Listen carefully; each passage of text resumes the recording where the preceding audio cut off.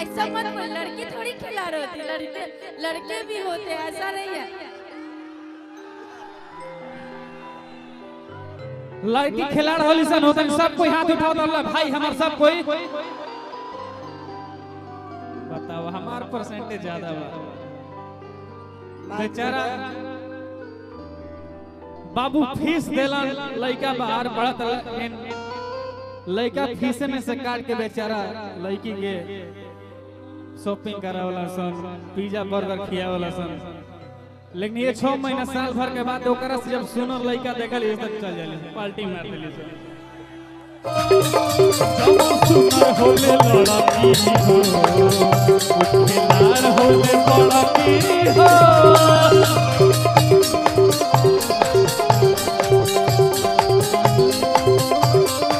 कि हमों में के नहाई ए प्रमोद भैया चले जा कितनो बढ़िया हमनी का धर्मेंद्र भैया चंदन भाई जी दिल से आशीर्वाद हमनी का मम्मी श्रोतासी जी आज प्रमोद भैया के प्यार में आधा इंडस्ट्री आ गुल गई जगह केहू बाकी थोड़े बा एक दो लोग को छोड़ के ई हमर प्रमोद भैया के पावा लेकिन भाव बा हमर प्रमोदो भैया गाना बड़ा बढ़िया लागला कि हमों में के नहाई इहे बतियाऊ कहे केहू मोर लखना मारा का हो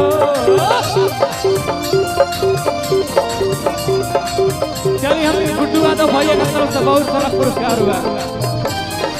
अरे ये सब मलदारे आदमी हम जाना तानी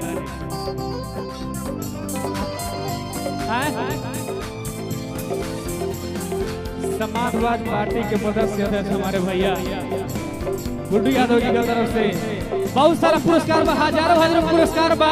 कि हम में के नहाई इहे बतियाऊ कही केहू मरलस ना मारा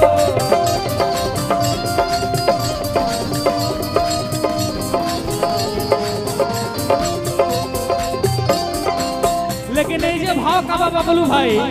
लड़का भी कम ना होला तो हनिया लो कभी कभी गलती कर लो ऐसे हाँ हाँ हाँ हाँ कि जवान सुनर होला लड़का हो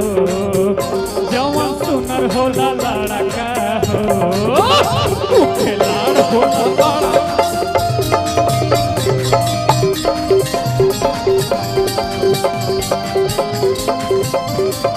जवान सुनर होला लड़का हो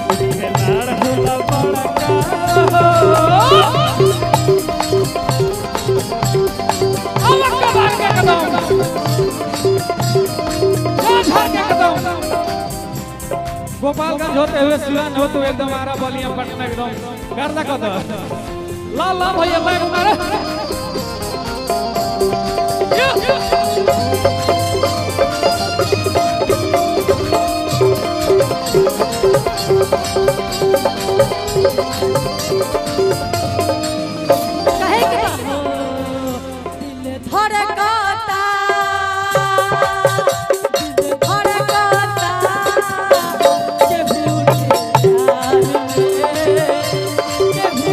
प्रमोद जी के प्यार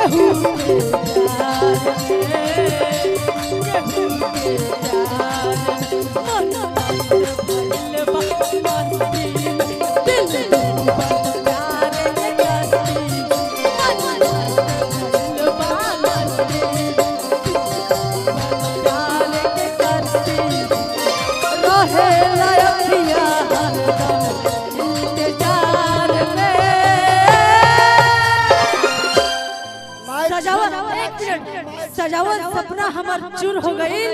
आज चक्रे की अमृत समझने उधतूर हो गई पता ना खाता का कसूर हो गई आज चक्रा हरदम हमरा बहिया में रहे के चाहिए वो हमार नजरिया से दूर हो गई अरे जब लाइन गावे का मतलब हई गावा ले 500 की काजो अरे कितने बेचैन हो के तुझसे मिली तुझको क्या थी खबर थी मैं इतनी अकेली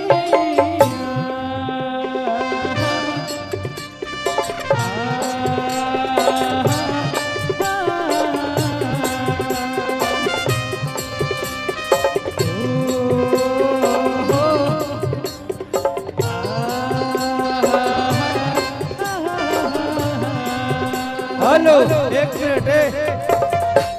एमे लपन जिला हिला कुछ कलकारी बा उसरी माई होता था। एक मिनट रंजीत जी बबुआ